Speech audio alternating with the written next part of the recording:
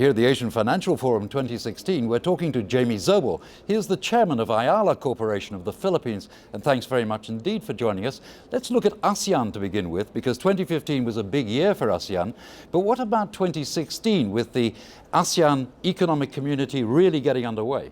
Well, I think we're increasingly interconnected as economies. I've always been a great believer in what ASEAN stands for. I think as a person from the Philippines, I'm a great believer in our country belonging to something bigger than itself.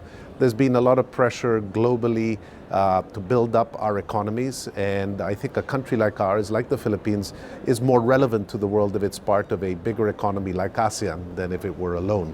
So this is an important time. I think the ASEAN economic community is really basically allowing everyone's standards to move up to a common platform. We're not all there yet, but this commonality of vision, this encouragement of trade between our countries, and this realization of ourselves as an economic bloc, I think is very positive for all of us in general. Jamie, another big theme at the Asian Financial Forum has been the Belt and Road Initiative from China.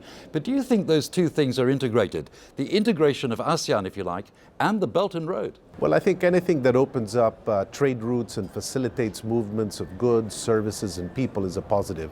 I think what China is doing, both through its Central Corridor and through its maritime initiatives in terms of trade, are very positive. China has become a very important economy for all of us, and an important economy for ASEAN as a whole. Anything that helps these routes open up, make it easier for people to move goods and services, and anything that opens up new markets and new communities along those routes is a very positive thing. The Philippines has had a good few years of economic growth, but what about 2016? Do you see that growth continuing? I think the basic framework of success of the Philippines over the last couple of years stays in place.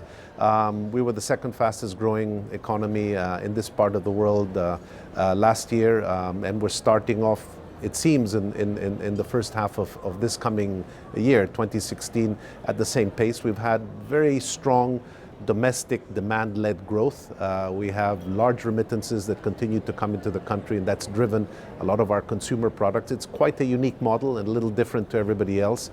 We have not seen any elements of that begin to slow down, so chances are high that the Philippines will continue in a very similar growth track as we move into 2016. Jamie, well, you have been attending the Asian Financial Forum 2016. What's your impressions of the forum this year? Well, I think this is my first time attending the forum. I think it's massively well attended. You have a great lineup of speakers, very good representation among the different economies.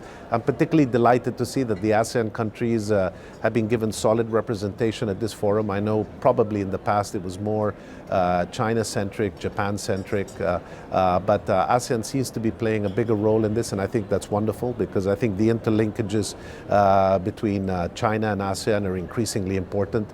I think the themes are great, the speakers are great, and delighted to be here.